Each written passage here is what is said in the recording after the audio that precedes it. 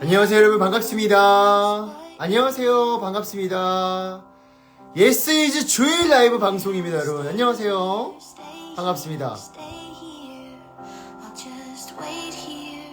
주일 잘 보내셨나요? 아니 오자마자 너 반갑습니다. 안녕하세요. 안녕하세요 반갑습니다. 오늘 또 인간관계라는 주제를 가지고 함께 이야기를 하려고 하니 많은 분들이 인간관계에 대한 고민이 있으신지 많이 들어오셨네요. 반갑습니다. 네, 오늘도 주님의 은혜에 충만한 하루 보냈습니다. 여러분 잘 보내셨어요? 주일? 안녕하세요. 반갑습니다. 자, 오늘은 여러분, 야외 예배를 드렸구나. 또 이맘때쯤 야외 예배 시즌이긴 하지. 네, 반갑습니다. 자, 오늘은 여러분 인간관계에 대해서 여러분들과 함께 이야기를 나눌 거고요. 한 번쯤은 우리가 살아가면서 인간관계에 대한 또 걱정과 염려 그리고 고민들 한 번쯤은 다 있으셨죠? 네, 있으셨죠? 그래서 오늘 그리스도인이 우리가 그리스도인잖아요. 예수님을 믿는 하나님을 나의 왕이라 나의 아버지다 라고 고백하는 그런 그리스도인인데, 이런 그리스도인들이 어떻게 일상생활 속에서 관계를 맺으며 살아가야 할지, 사람들과 이것에 대해서 여러분들과 함께 나누도록 하겠습니다. 목사님이신가요? 진짜 제 외모가 약간 목사님, 여러분 한번 궁금해서 그래. 절대 속상한 게 아니라 제가 목사님 같은 느낌인가요? 약간 아직 전도사이고 싶은. 네. 어쨌든 전도사입니다. 저는 전도사고요. 네. 아직 젊어요. 네, 젊습니다. 진짜 목사님 같다고. 좋습니다. 오늘 주제도 너무 좋네요. 저에게 맞는 말씀일 것 같아 기대가 되네요. 좋습니다. 여러분 많은 기대해 주시고요. 여러분 우리가 이제 살아가면서 필터 아니야. 진짜 필터 아니야. 나 진짜 어떻게 필터 이렇게 하면 필터가 이렇게 안 되나? 필터인가? 필터 아니야.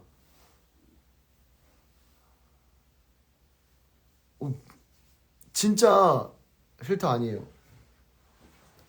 진짜 아닙니다. 자, 버거킹 자주 데리고 가주시는 인상 좋은 집사님. 교회 오빠는 안 돼? 집사님. 우리가요, 인생을 살아가면서, 이 조명이 좋아요. 진짜 조명이 너무 좋아요. 진짜 피부 엄청 좋아 보이네. 실제로 피부가 나쁘진 않아요. 피부가 그렇게 나쁘지 않습니다. 안녕하세요. 맞춰서 들어왔습니다. 네, 반갑습니다. 잠깐, 우리 주제를 지금 제가 진행을 해야 되는데, 여러분들이 지금 필터에 너무 꽂혀 있어서, 제가 또 관리하는 남자지 않겠습니까? 제가 또, 잠깐만. 요런 거. 제가 요런 거는 바릅니다. 요런 건 발라요. 요런 거. 또 이거 관리하는 사람을 뭐라 그러지? 관리하는 남자? 요런 건, 제가 요런 건 발라요. 제가 요런 거. 네. 자, 그래서, 잠깐만. 지금 인간관계에 대해서 여러분 이야기를 하려고 한 자꾸 제가 뷰티 유튜버 같은 느낌이잖아요. 자, 여러분. 자, 이거 아니잖아. 그루밍. 자, 그래. 자, 우리가 자, 뷰티 쪽 얘기하니까 시청자들이 많이 나와있네. 예. 어서 고고식이래. 오케이. 자, 우리가요, 여러분, 인생을 살아가면서, 어려움을 느끼는 것들이 참 많잖아요. 근데 이 어려움을 느끼는 것들의 특징이 뭐냐면, 내 통제 밖의 일들. 그러니까 내가 아무리 통제를 하려고 해도 통제가 안 되는 영역들이 어려움을 정말 많이 느낍니다. 예를 들면 재정도 마찬가지겠죠? 정말 많이 벌고 싶고 또 재정적인 여유를 누리고 싶은데 이게 또 내가 또 노력한 만큼 되지 않는 그런 우리의 현실이기도 하고, 또 하나는 건강이 될 수도 있겠죠. 내가 열심히 뭔가 건강을 관리를 하더라도 내 건강이 나빠지면 그것만큼 또 좀 어려움이 없겠죠. 근데 여러분, 이런 통제가 안 되는 일들의 끝판왕은 뭐냐? 바로 인간관계다. 세상에서 제일 어려운 게 뭐냐? 타인의 마음을 내 맘대로 하는 것. 예, 이게 우리가 통제가 안 되는 거죠. 그렇기 때문에 이 인간관계가 정말 어려움으로 우리가 느껴질 수밖에 없는 거예요. 여러분, 일찌감치 우리가 학창 시절 때도 우리가 느꼈던 것처럼 그 인간관계 속에서 상대방이 내 맘대로 내 뜻대로 되지가 않으니까 이게 어려운 거잖아. 사람 마음 모르잖아. 맞아요. 사람 마음 몰라요. 그렇기 때문에 만약에 우리가 이 사람 마음을 통제할 수가 있다면 이 인간관계가 어렵겠습니까? 어렵지도 않죠. 그런데 사람의 이 마음을 우리가 통제하는 것도 좀 웃긴 거야. 그렇기 때문에 우리가 인간관계, 이 통제 밖의 일들의 끝판왕은 바로 인간관계이지 않을까라는 생각이 들어요. 자, 그럼에도 우리가 어렵다고 또 회피하고 또 우리가 대안이 없는 건 아닙니다. 이 어려운 인간관계를 잘 하기 위해서 이 기독교 밖에 여러 어떤 자기계발서라든지 아니면 처세술과 같은 인간관계에서 적용할 수 있는 수많은 정보들과 이야기들이 정말 많이 나와요. 인간관계의 대가가 누군지 아십니까, 여러분? 자기계발, 바운더리 안에? 카네기 인간관계로 한 번쯤 들어보시지 않으셨나요? 네. 근데 여러분, 이게요, 오늘 제가 여러분들과 나누고 싶은 건 바로 그리스도인으로서의 인간관계라는 거예요. 예. 그냥 우리가 처세술, 어떻게 하면 가면을 잘 쓸까? 어떻게 하면 사람들의 마음을 설득시킬까? 이런 어떤 표면적인 이야기보다는 보다 더 깊숙한 이야기, 하나님이 우리를 어떻게 만드셨고, 하나님이 우리를 통해서 어떻게 관계를 이어가기를 원하시는지, 나를 창조하신 그 하나님을 중심으로 오늘 인간관계에 대해서 여러분들과 4가지를 여러분들과 함께 나누도록 하겠습니다. 자, 준비되셨나요, 여러분? 준비되셨어요? 제가 오늘 설교를 한 3개를 해가지고 목이 쉽지가 않은데, 그럼에도 불구하고 여러분들을 사랑하는 마음으로, 메이크업 됐으니까 사랑하는 마음으로 함께 제가 피를 토하며 이야기를 해보도록 하겠습니다. 자, 여러분, 그리스도인으로서 인간관계를 어떻게 하면 잘한다, 하나님 기뻐하신다 라고 우리가 또 그 방법이 뭘까요? 자, 다같이 한번 외쳐보겠습니다. 다같이 한번 외쳐볼게요. 빠밤. 자, 첫 번째입니다. 첫 번째 뭐냐면 내가 하나님으로부터 내가 어떤 사랑을 받았는지, 하나님이 날 얼마나 사랑하시는지를 아는 게 정말 중요해요. 아니, 잠깐만, 용재님, 갑자기 이게 무슨 뚱딴지 같은 소리입니까? 아니, 타인과의 관계인데 갑자기 하나님과 나와의 관계가 왜 나오죠? 자, 여러분, 관계를 잘한다라는 건 뭐냐면요, 대인관계를 잘한다, 인간관계를 잘한다의 특징이 뭔지 아십니까? 타인에 대한 의존도를 낮추는 거가 굉장히 중요해요. 반면에 타인에 대한 존중감을 높이는 게 이게 포인트입니다. 그러니까 타인에 대한 의존을 낮추고 타인에 대한 존중감을 높여야 돼요. 이 대인관계에서 어그러지고 깨지는 어떤 그 원인 중에 하나가 뭐냐면 타인에 대한 의존도가 높을 때예요. 예를 들어 보면 내가 누군가와 관계를 맺고 살아가는데 그 누군가가 나를 향해서 말 한마디라든지 아니면 표정이라든지 그런 게 약간 싸해. 내가 원하는 반응이 아니야. 내가 내가 이렇게 말하면 이 사람이 이렇게 말해줬으면 좋겠어. 근데 그렇게 말하지도 않고 그렇게 반응해주지도 않아. 그럴 때 내가 뭔가 눈치를 본다든지, 내가 뭔가 신경이 쓰인다든지, 내가 뭔가 기분이 그 사람에 의해서 뭔가 좌지우지 된다면, 그거는 그 사람에 대한 의존도가 높은 거예요, 여러분.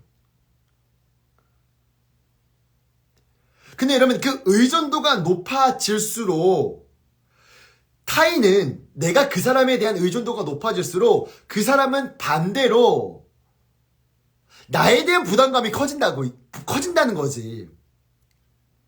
그러니까 내가 타인에 대한 의존도가 높아질수록 타인은 나에 대한 부담감이 증가하게 되면서 이 관계가 굉장히 어려워진다라는 거예요. 그 의존도라고 하면 주로 이런 거죠.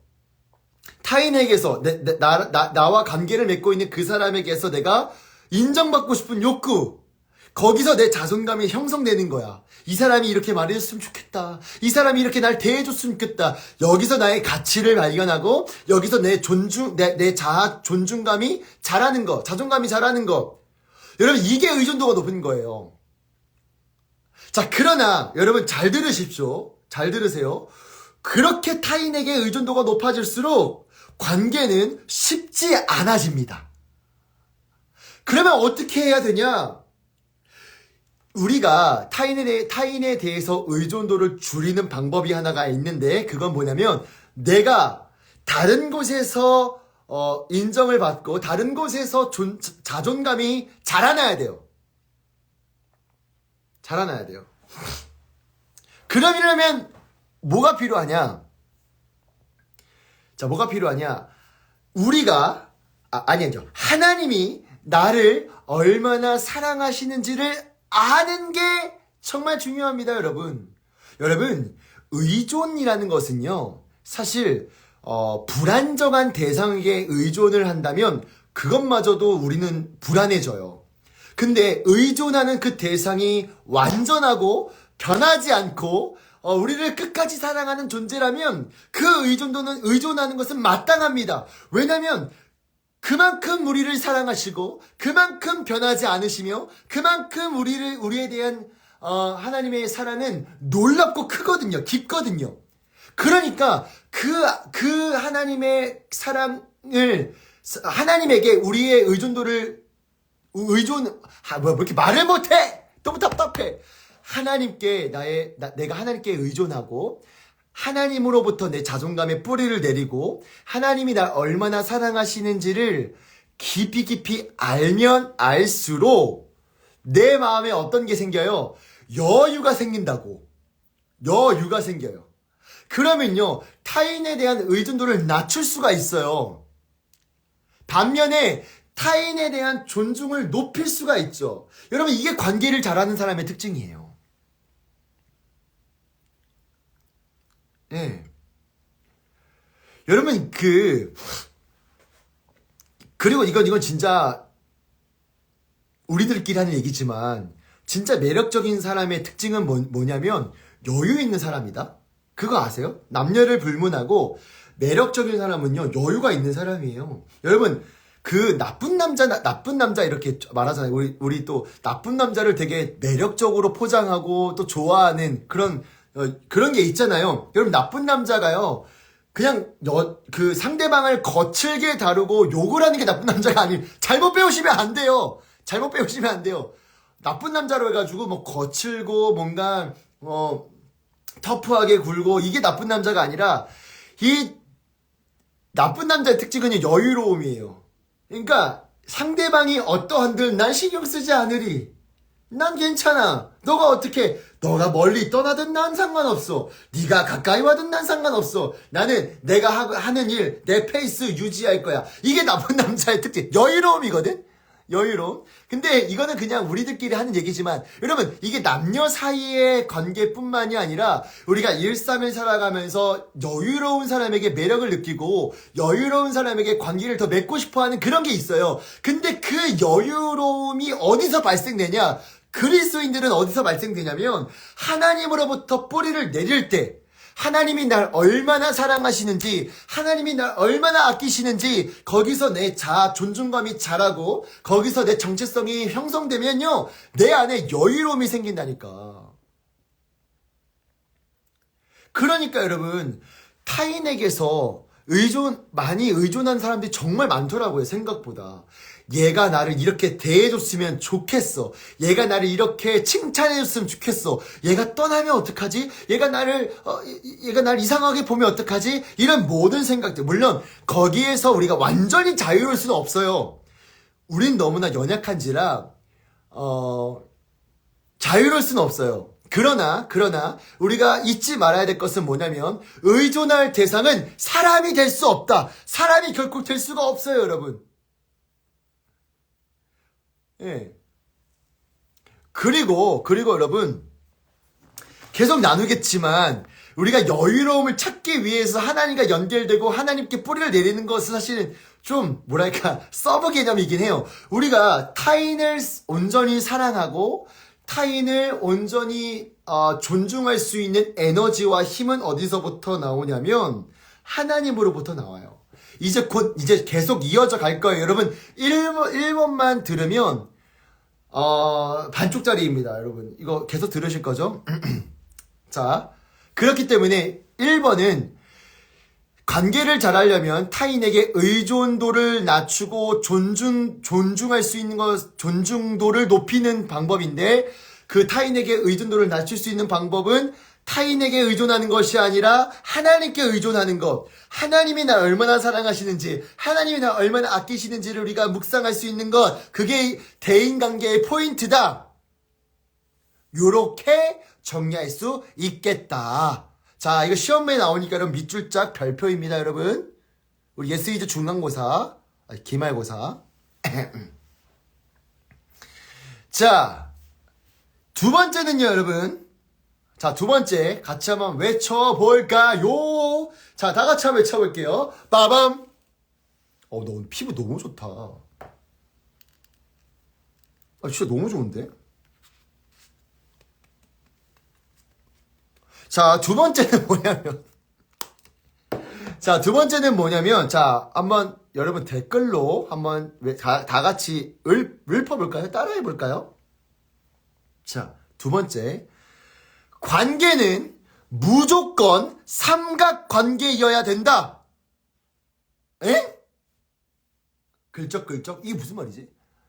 관계는 무조건 삼각관계여야 된다. 제가 여기 라방 끝나고 서비스로 제가 해드릴게요. 랄라. 저도 너무 재밌게 보는 컨텐츠인데. 여러분, 관계는 무조건 삼각관계여야 된다. 이게 무슨 말이야? 삼각관계? 이게 뭐야? 이게 뭐지? 자, 제가 풀어드릴게요. 자, 여러분, 이거는 이제 1대1 관계를, 기준으로 삼각관계라는 표현을 썼는데요. 그렇죠. 우리 SOOOOOOE님. 하나님과 나 상대방 맞아요. 우리가 대인관계를 맺을 때요.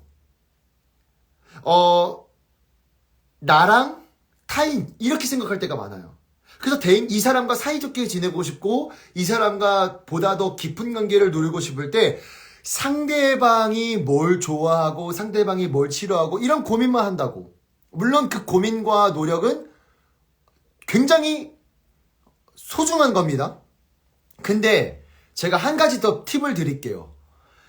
상대방을 온전히 이해할 수 있는 존재는 누구밖에 없냐면 내가 절대 이해할 수가 없어.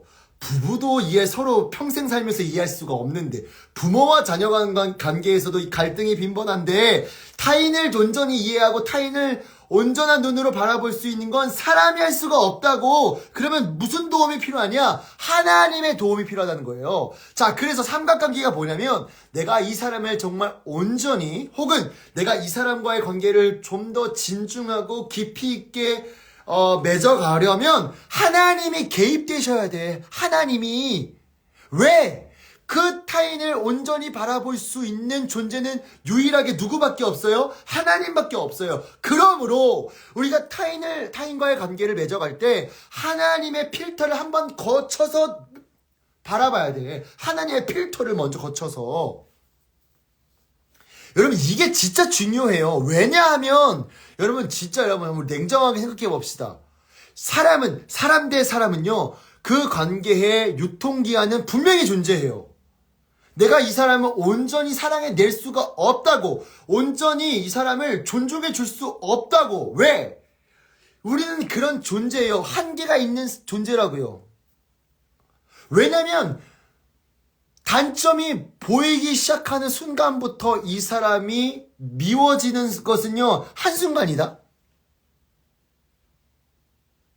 아 진짜요. 아니 제가 정말 좋아하는 그 동역자인데 또 보고 있는 거 아니야? 이거 되게 조심스럽다. 친구 얘기 제 이야기가 아니라. 예. 동역자인데 정말 소중한 관계예요. 근데 어느 순간 단점이 보이기 시작하는 거예요. 정말 소중한 관계고 이 사람과 깊은 아주 성숙한 관계를 맺어가고 싶은데 어느 순간 어떤 단점이 보이냐면 뭘 음식을 먹을 때 손으로 먹는 음식도 있잖아요. 예를 들어 치킨 아니면 피자 이런 거 손으로 먹을 수밖에 없는 거. 여러분 치킨 혹시 젓가락으로 드시는 분도 계시겠지만 치킨을 뜯어야 제맛이죠. 근데 진짜 단점이 보이기 시작하니까 이것마저도 꼴 보기 싫은 거야. 뭐냐면 뭔가 손을 딱 음식을 잡고 손에 묻으니까 이 쩝쩝댐이 너무 싫은 거야. 이게 말이 되냐? 내가 정말 이 사람을 너무 소중하게 생각하고 이 사람을 너무 존중해주고 싶은 마음이 있는데 단점이 보이기 시작하니까 이게 꼴 보기 싫은 거야. 여러분 이게 사람이라고. 여러분 우리는요 이런 한계에 있어요. 이런 한계에 있어요. 그러니까 여러분 우리는 온전히 그 사람을 저기 충 붙이지 말자. 그냥 저는 그걸요 하나님의 시선을 달라고. 예. 그러니까 우리는 그런 존재라는 거죠. 단점이 이게 남녀간의 관계뿐만이 아니라 권태기 있는 게 이 남녀간의 관계뿐만이 아니라 이 그냥 사람 대 사람, 내 공동체, 내 회사 사람, 이런 사람들도 이 단점이 보이기 시작하면 이 권태기가 있다니까? 자, 그러니까 우리는 한계가 있다고. 그러니까 삼각관계 그렇게 보인다면 우리는 어떤 찬양을 불러야 돼? 보소서 주님 나의 마음을 선한 것 하나 없습니다. 이 찬양 불러. 또 찬양 안 할 수가 없겠네. 또 찬양 안 했어. 여러분 여기 기타가 많아가지고요. 보소서 주님 나의 조율이 안 됐네요. 죄송합니다. 네.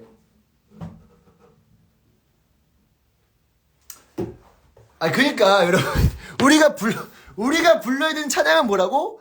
주님 마음 내게 해주소서요. 주님 마음 내게 해주소서. 찬양이 지금 이거 굉장히 유명한 찬양인데 내가 불러서 찬양 제목이 뭐냐고 물어보시는 거죠. 그러니까 주님 마음 내게 달라고 고백할 수 있어야 된다는 거예요. 목소리가 조율이 이분 내가 아는 분인데. 자, 어쨌든 그러니까 다시 정리를 하자면 조율이 문제가 내가 기타 하나 잡았다고 지금 이런 따뜻한 여론들이 아주 빗발칩니다. 아주 제가 드럼 치면 난리 나겠어요. 자, 그러니까 타인과의 관계에서 우리가 뭘 노력해야 되냐? 하나님의 필터로, 하나님의 눈으로, 하나님의 시선으로 상대방을 바라볼 수 있어야 된다. 그러므로 여러분 우리가 교회 공동체 안에 한번 솔직해집시다. 교회 공동체 안에 싫은 사람 있어 없어? 솔직하게 얘기해. 우리 교회 청년부, 우리 교회 중고등부 내가 정말 꼴보기 사람 있어 없어? 얘기하자고. 한번 얘기해 보자고. 있어 없어요, 여러분. 꼴 보기 사람 있어 없어요. 에? 있다. 우리 SM1J0524님 있다라고 고백해 주셨습니다. 예. 다들 없다. 다들 이 SM1J님께서 있다라고 고백해 주셨습니다. 해피 트윙클 스타님께서 있다라고 고백해 주셨습니다. 없다고? 야, 이거 없으신 분들은 이미 이 예수 하나님의 필터를 이미 끼신 분들이네. 너무 감사합니다. 자, 이런 우리 믿음의 공동체 안에서 이런 사람들이 있어요. 존재해요. 나의 심기를 불편하게 만드는 사람이 존재해요. 그럴 때 우리는 어떻게 해야 된다? 이 사람을 내가 사랑해 내겠노라. 원수를 사랑하라는 하나님의 말씀에 순종하여 내가 살을 깎아 뼈를 깎아 내가 순종해 내겠노라. 이렇게 애씀도 너무 중요한데 하나님의 마음을 달라고 고백하는 게 정말 중요하다. 우린 너무 한계. 우리는 한계가 너무 많다. 자, 또 하나. 직장 생활에서 내가 마음에 안 드는 팀장님 있어 없어? 있어 없어? 내일 출근하고 싫어. 이 직장 동료 꼴 보기 싫으면 있어 없어? 있어 없어? 있어 없어요. 여러분 있잖아요. 그 팀장 그 신발 색깔 검정 색깔 이런 사람 있어 없어요? 예. 있잖아요, 여러분. 있잖아요.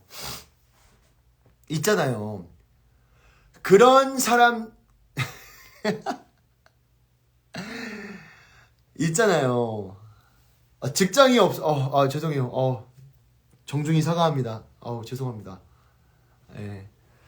그런 분들도 우리가 그냥 뒷담화하고 예수님을 안 믿는 사람들과 동일하게 그 사람을 깎아내리고 뒷담화하면서 우리가 직장생활 보내는 게 아니라 여러분 어떻게 해야 돼요? 우리는 하나님의 마음과 하나님의 눈으로 그 사람을 바라볼 수 있어야 된다는 거죠. 자, 마지막이 아니네요. 빨리 퇴근하고 싶나 봐. 자, 세 번째입니다. 세 번째. 자, 다 같이 한번 외쳐볼게요. 세 번째. 여러분 한번 외쳐볼까요? 다 같이. 빠밤. 자, 세 번째는 뭐냐면, 자, 다음 다 같이 한번 따라서 댓글로 달아주시기 바랍니다. 그리스도인의 관계의 목적은, 뭐라고요? 그리스도인의 관계의 목적은 타인이 하나님 안에서 든든히 세워져 가는 거예요. 다시 한번. 그리스도인으로서 그 관계의 목적은 타인이 나랑 관계를 맺고 있는 어느 누군가가 하나님 안에서 든든히 세워져 가는 것이 관계의 목적이라고요, 여러분. 그러니까 여러분 우리 그리스도인이잖아요. 그리스도인. 예수님을 믿는 자들. 세상 사람들은요. 관계를 어떻게 하라고 말하냐면 처세술이죠. 그러니까 달면 삼키고 쓰면 뱉어라. 우리 에너지는 유한하고 우리의 시간은 유한하니까 선택적으로 만나고 너에게 도움이 되는 사람들, 너에게 이득이 되는 사람들만 골라서 관계를 맺어라 라고 가르쳐요. 여러분 일면 맞는 얘기 같아요. 그쵸? 그리고 그렇게 하는 경우들도 있죠. 그러나 우리 예수를 믿는 우리들은 똑같이 그런 어떤 내 중심에 내가 이득이 되고 나에게 유익이 되면 만나고 내가 유익이 되지 않으면 팽해버리는 그런 관계가 아니라 우리의 관계의 목적은 뭐냐면요. 나를 통해서 누군가가 하나님의 사람으로 세워진다면 우리는 거기에 힘을 쏟아야 돼요. 에너지를 쏟아야 돼요. 그리고 내가 말하고 내가 그 사람과 소통하고 내가 이 사람과 교제하는 목적이 이 사람이 나에게 어떤 유익을 줄 수 있지? 이런 어떤 법칙, 이런 어떤 딜하듯이 거래하듯이 나가는 게 아니라 내가 이 사람과 대화를 하고 만남으로 인해서 이 사람이 하나님의 마음을 깨닫고 하나님의 사람을 깨닫고 예수님을 영접했으면 좋겠다라는 것이 우리 관계의 목적이 되어야 된다고. 어려워요. 당연히 어려워요, 여러분. 진짜 어려워요.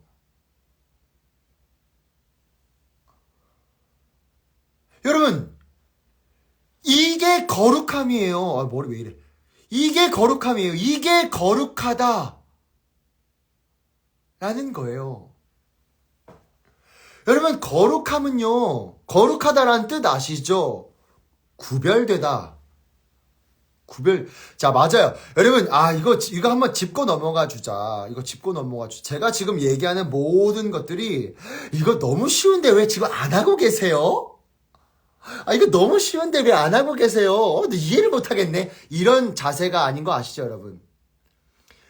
엄청 어려운 거고요. 이거는 전 장담컨대 예수님이 이 땅에 다시 오시는 그날까지, 아니 우리가 예수님을 뵙는 그날까지, 죽을 때까지란 얘기죠. 계속적으로 이 싸움이 일어날 거예요. 제가 지금 이걸 말하는 것은 이걸 왜 쉬운데 왜 이렇게 못할까?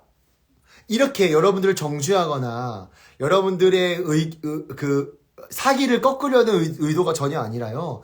방향성을 말하고 있는 거예요. 그리스도인으로서 우리가 서툴고 넘어지고 어렵고 쓰러지지만 여러분, 우리는요, 어렵더라도 그 방향성을 설정하고 하나씩 한 걸음 한 걸음 떼는 것이 하나님의 백성다운 삶이잖아요. 그러니까 너무 어렵더라도 한 걸음을 떼보자라는 그런 마음으로 여러분과 함께 나누고 있는 거고요. 그러니까 우리가 관계를 맺어갈 때 혹은 작게 대화를 나눈다든지 이 사람과 뭔가를 해 나갈 때 나를 통해서 상대방이 하나님의 마음을 깨닫고 복음을 듣고 하나님의 사람으로 세워져 가는 것을 우리가 고대하고 관계를 맺어가는 것이 그리스도인의 역할이에요. 여러분, 한번 생각을 해봅시다. 지금 다니고 있는 직장, 지금 다니고 있는 학교, 그리고 그 안에서 만나고 있는 여러 관계들이 정말 우연일까요? 그냥 무작위 법칙으로 내가 그 회사에 입사하게 되었고, 내가 그 학교에 들어가게 되었고, 지금 내 친구, 내 직장 동료, 상사랑 관계를 맺으며 그냥 우연의 일치다 라고 생각하는 게 그리스도인들의 생각일까요? 아니죠. 물론 여러 가지 선택들을 우리가 했겠지만 하나님은 이런 선택들을 사용하셔서 합력하여 선을 이루시는 분이 하나님이세요. 다른 말로 그곳에 있는 이유가 있다고요. 왜 하나님이 그 사람을 나와 만나게 하셨을까? 요거 고민해 보셨어요? 직장인들, 그냥 내가 연봉 좋으니까 거기에 가서 내가 그냥 회사 직장생활하는 요런 거는요, 예수님을 안 믿는 사람들은 똑같이 생각할 수가 있어요. 예수를 믿는 우리들은 달라야 돼요. 내가 거기에 있는 이유를 알아야 돼요. 거기에 보내신 이유를 알아야 돼요. 왜? 하나님의 뜻이 있기 때문입니다, 여러분. 여러분, 저는요, 우리 모두가 사역자라고 생각합니다. 사역자는 우리 목사님, 전도사님, 선교사님들만 사역자라고 부르는 거 아닌가요? 보편적으로, 사회적으로는 그렇죠. 그러나 여러분, 하나님은요, 우리 모두를 사역자로 부르셔요. 여러분, 왜 그런 말을 하냐면 사역이라는 단어의 의미가 뭔지 아세요? 여러분, 사역의 그 사자, 한자인데 저는 어렸을 때 이 사를요, 전도사님이 그렇게 얘기하셨어요. 용재야, 사역할 때 그 사는 죽을 사자야. 역은 일역자고. 그러니까 죽도록 일하는 게 사역자야. 근데 저는 그게 동의가 됐던 게 우리 전도사님 정말 죽도록 일하셨거든요. 아침 6시에 오셔서 밤 막 10시, 11시에 가시는 그런 걸 보니까 죽을 사자인 줄 알았어. 난 여태까지 죽을 사자인 줄 알았어. 근데 죽을 사자가 아니더라고. 사역할 때 그 사는요, 보냄을 받을 사예요. 보냄을 받은 사. 우리가 대사할 때 그 사. 보냄을 받은 사. 일은 일역. 그러니까 사역을 풀자면 보냄을 받아 일을 하다예요. 다른 말로 보냄을 받았다면 누군가가 보냈겠지. 그 보낸 자가 누구야? 하나님이시죠. 하나님. 왜 보냈을까? 왜 보냈을까?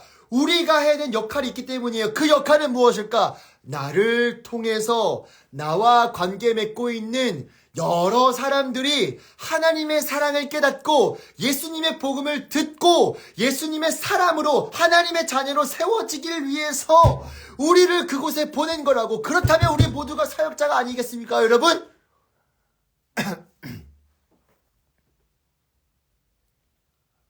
그러니까 여러분, 여러분이 있는 그곳이 내가 내 의지로 선택했고 내 두 발로 갔기 때문에 하나님과 전혀 상관없는 그곳이다라고 여기지 말라니까요. 하나님은 모든 우리의 선택과 결정을 이미 합력하셔서 그 모든 선택과 결정을 하나님께서 합력하셔서 선을 이루시는 분이세요. 그 말인즉슨 우리의 선택을 사용하셔서 하나님의 뜻을 이루시는 분이라고. 그러면 우리는 그곳에 하나님의 보냄을 받은 사람이에요.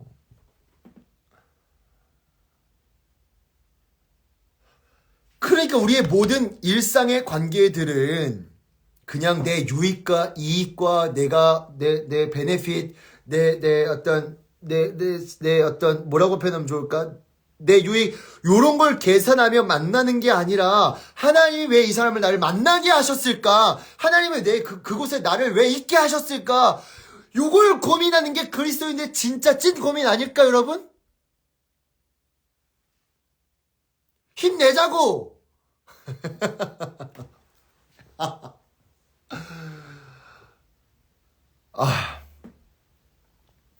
오늘 제가 설교를 3번 하고 오늘 이렇게 왔어. 내가 진짜 이걸 파이팅 넘치게 할 수 있을까? 근데 하나님이 뭔가 힘을 주시네요. 여러분들을 향한 하시고자 하는 말씀들이 있으신가 봐요. 여러분. 예. 마지막 4번째입니다, 여러분. 마지막 4번째. 우리 다 같이 한번 외쳐볼게요. 마지막 4번째 다 같이 한번 댓글로 외쳐볼까요? 빠밤. 자, 4번째는 뭐냐면 다 같이 한번 댓글로 같이 한번 읊어주십시오. 관계로부터 오는 상처를 하나님께서 책임져 주실 것을 신뢰한다예요. 다시 한번요. 관계로부터 오는 상처를 하나님께서 책임져 주실 거라는 신뢰가 우리에게 있어야 돼요. 여러분, 예스이즈 그 컨텐츠 제가 이렇게 코피 여기 상처 이렇게 연출해서 올린 릴스 혹시 보셨나요? 보셨어요? 우리가 저도 마찬가지고 여러분들도 동의하시겠지만 어렸을 때보다 지금 관계에 대해서 적극적이지 않은 이유, 그리고 과거의 안용제보다 현재 안용제가 이제 덜 사랑하거든요, 사람들을.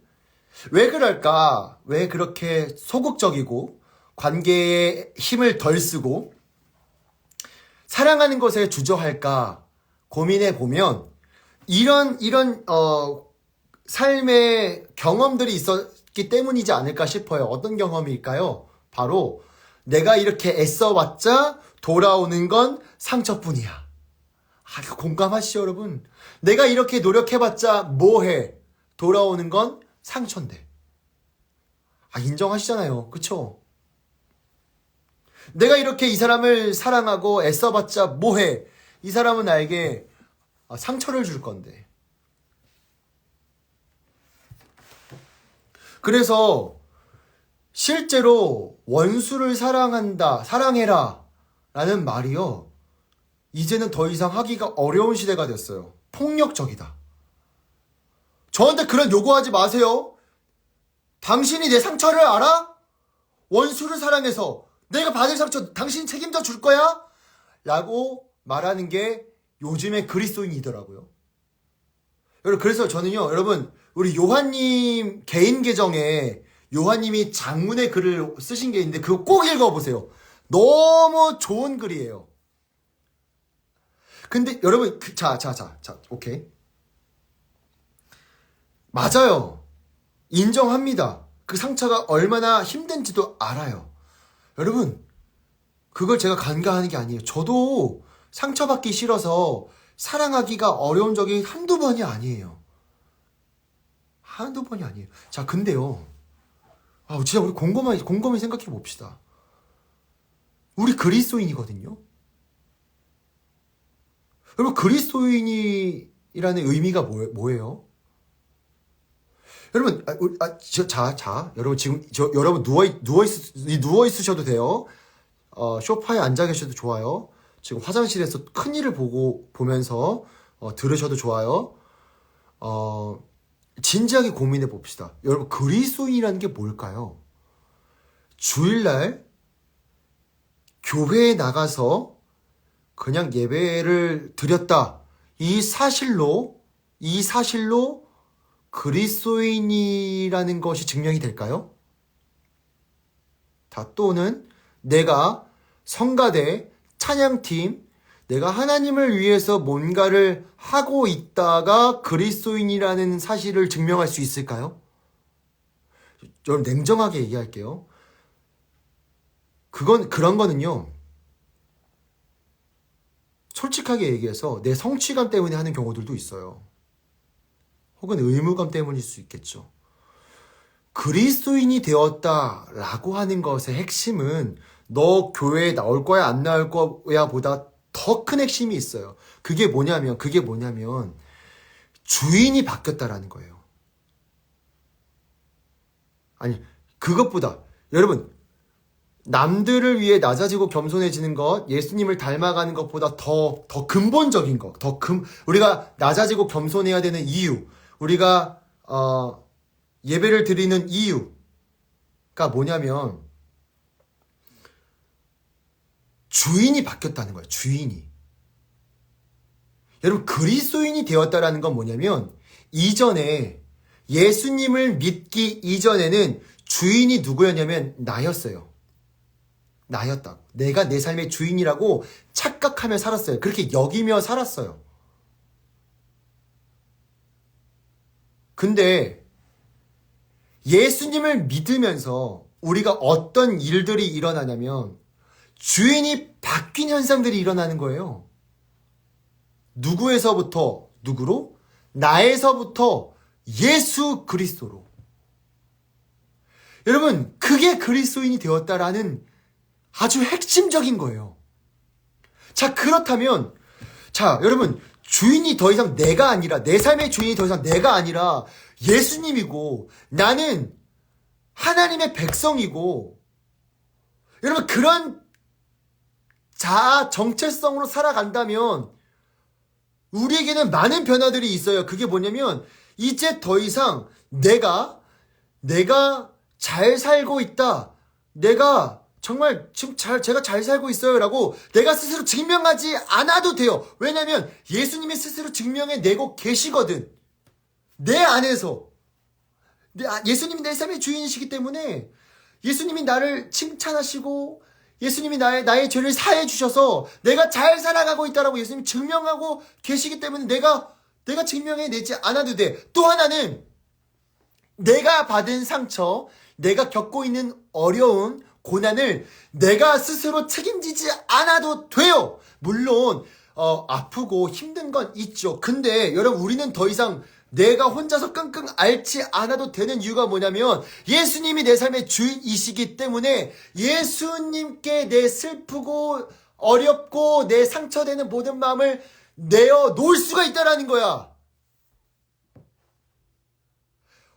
염려하지 말고 오직 기도와 간구로 하나님께 아뢰래요. 여러분, 왜? 주인이 바뀌었거든. 그렇다면 여러분, 예수님께서 원수를 사랑하라 라고 하셨을 때 그냥 말씀하신 걸까? 아니에요. 이유가 있다고. 어떤 이유? 우리가 원수를 사랑할 때 받는 어떠한 상처까지도 여러분, 예수님께서 이미 아시고 치료하실 준비가 되어 있으시고 치료하실 것이고, 혹은 우리가 예상하고 우리가 기대하는 치료 방법이 아니더라도 그 상처까지도 예수님 이미 아셔서 책임져 주신다니까? 이게 그리스도인의 정체성이고 이게 그리스도인의 마땅히 취해야 되는 자세예요. 자, 제가 상처받기 싫으니까 저 사랑하지 않겠어요 라고 하는 말은요, 그 상처를 내가 책임지겠다라는 거예요. 내가 상처를 컨트롤하겠다. 내가 상처를, 컨트롤하겠다. 이건요, 여전히 내 삶의 주인이 나라고 인정하는 꼴이 되는 거죠. 여러분, 물론, 무분별하게 그냥 다 사랑해라가 아니라, 기준점이 필요하겠죠. 원수를 사랑할 때, 그때, 내가 사랑의 내므로 인해, 그 원수가 하나님의 사랑을 느낄 수만 있다면, 이런 전제가 있겠죠, 여러분. 그냥 뭐, 바보처럼, 사랑을 낼게요. 이런 게 아니라, 내가 져주고 내가 손해보는 그 결과가 상대방이 하나님의 사랑을 알 수 있다면 기꺼이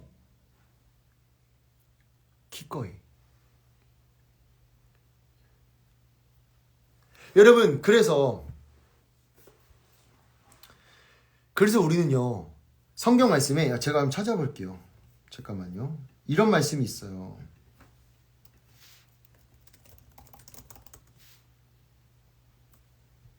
잠깐만.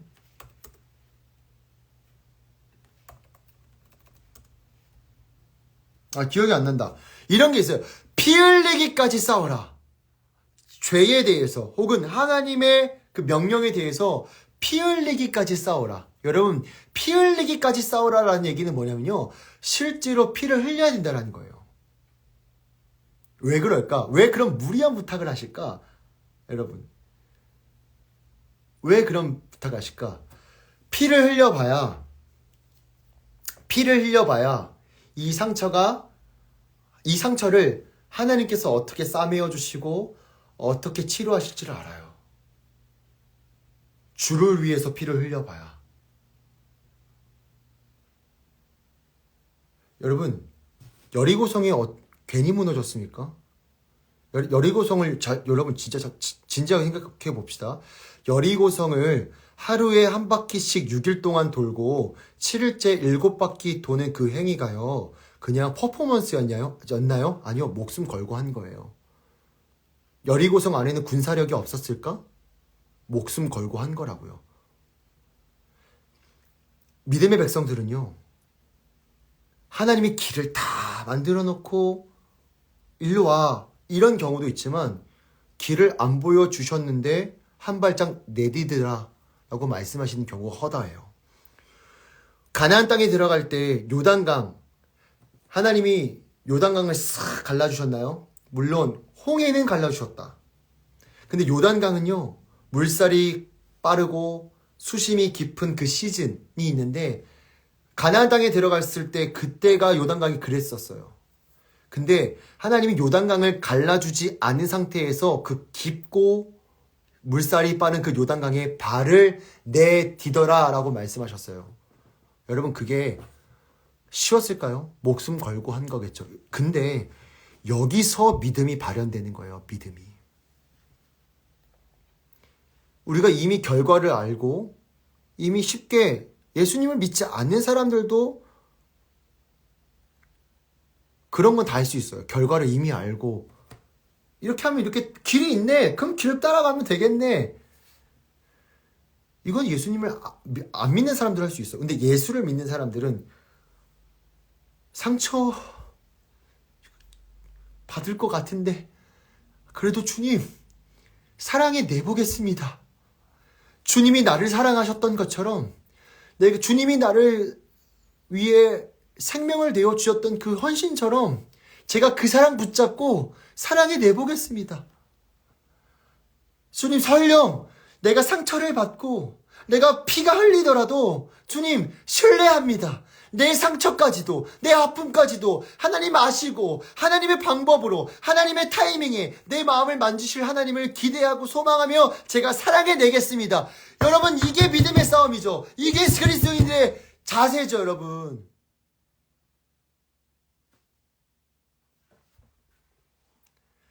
우리 예스이즈 이 라방을 듣고 계신 분들은 저는 정말 도전해요. 정말 도전해요. 진짜 제가 진짜 여러분 이런 세대들이 일어났으면 좋겠어요. 이런 세대들이 진짜 일어났으면 좋겠어요. 그러니까 잘 보세요. 멋진 음악과 화려한 조명과 그럴싸한 사역 같은 느낌의 어떤 보여지는 것에 취해서 그것을 했다고 그리스도인이라고 착각한 사람들이 저는 껍질이 벗겨졌으면 좋겠어요. 왜냐면, 그게 나쁘다는 게 아니에요. 여러분, 진짜 그거 나쁘다는 게 아니에요.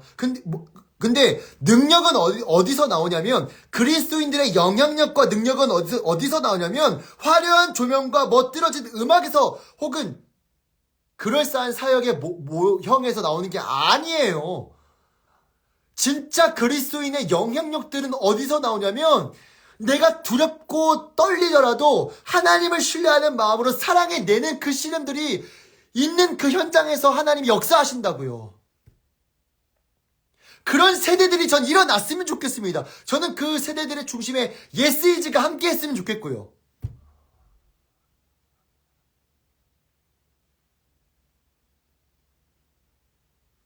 정말입니다. 소망합니다. 그래서 여러분, 우리들만의 리그가 아니라 그냥 멋진 예배 드렸다. 우리 멋진 음악 예배 드렸어. 우리들만의 리그, 우리들만의 축제, 우리들만의 어떤 행사가 아니라 여러분 지금 하나님께서 우리에게 요구하시는 게 뭘까요? 너희들끼리 아주 예쁘게 예배 드렸구나. 여러분 예배라는 것은요 나쁜 게 진짜 아니라 진짜 예배는 정말 중요해요. 근데 자꾸만 우리들의 영향력들을 어떻게 행사하려고 하냐면 야 우리들끼리 멋지게 한번 예배를 드려볼까? 우리들끼리 멋지게 멋들어진 사역을 해볼까? 근데 그 안에는 그러니까 뭐라고 하면 표현하면 좋을까? 우리가 하고 싶은 사역들만 하는 거야. 여러분 진짜로 하나님의 영향력들이 드러나는 일들은요 갈등이 없을 수가 없어요. 갈등은 필수예요. 무슨 갈등? 어떤 갈등? 내가 정말 이게 어려운데 진짜 이게 너무 어려운데 하나님을 신뢰함으로 한 발짝 내딛겠습니다. 이런 갈등이 우리에게 필요하다고. 이런 갈등이 믿음의 시작이라고.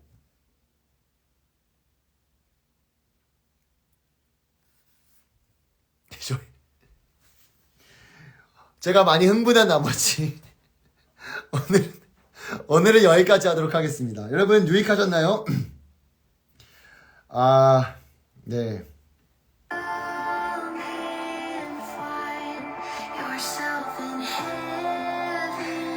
자, 위클리 미션을 여러분들과 함께 나누도록 하겠습니다.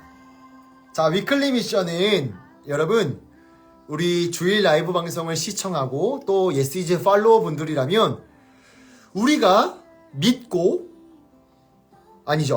우리가 보고 느낀 것에서 멈추지 않고 삶으로 이어지는 것이 예스이즈의 정신입니다.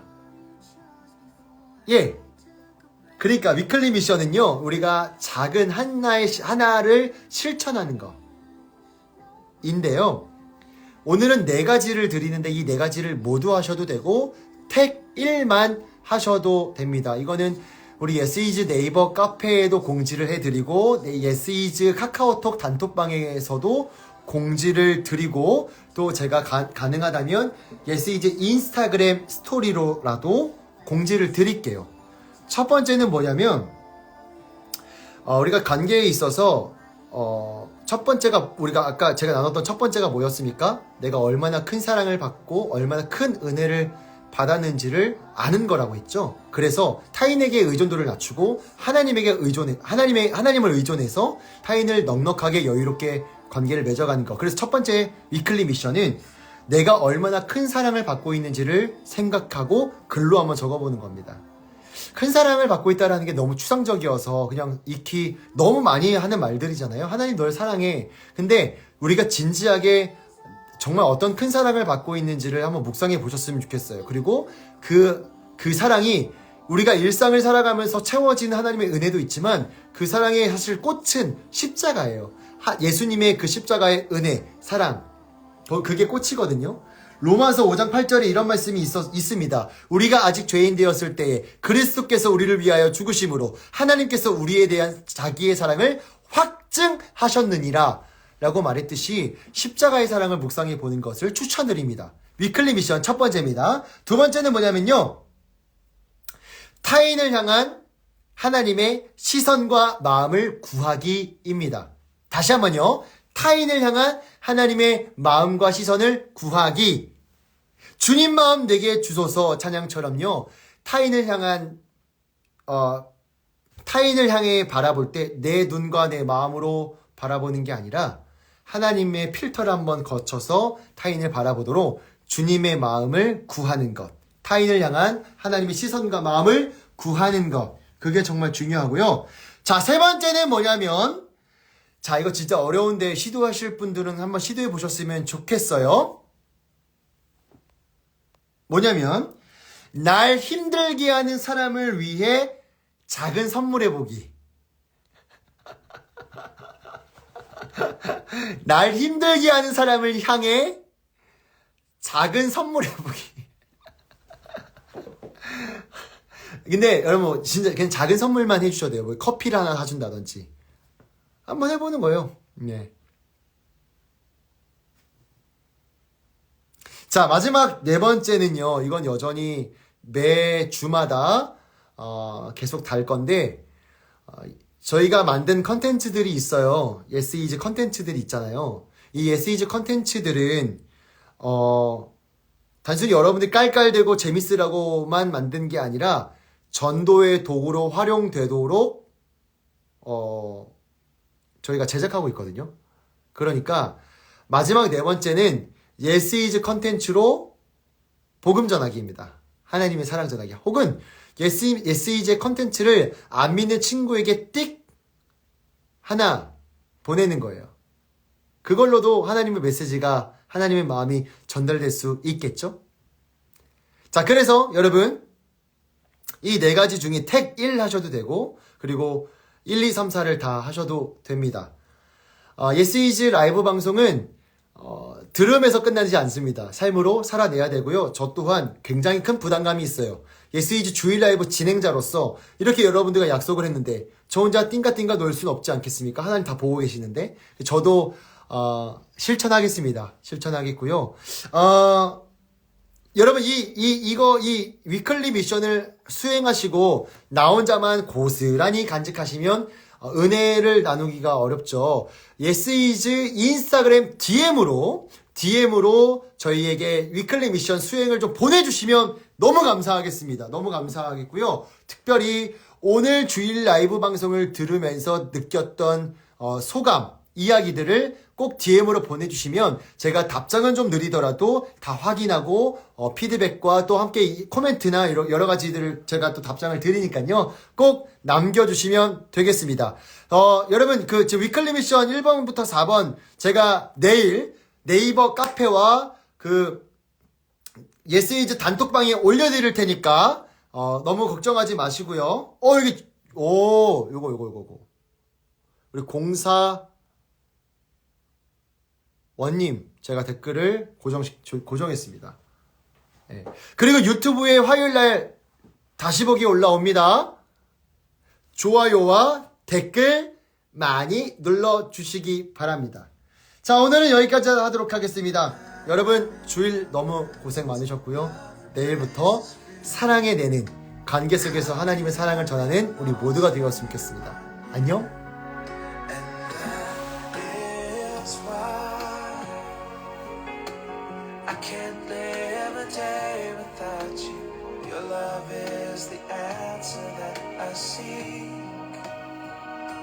다음 주에 만나요.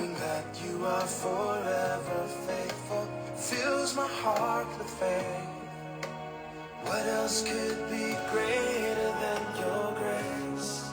And that is why. That's why.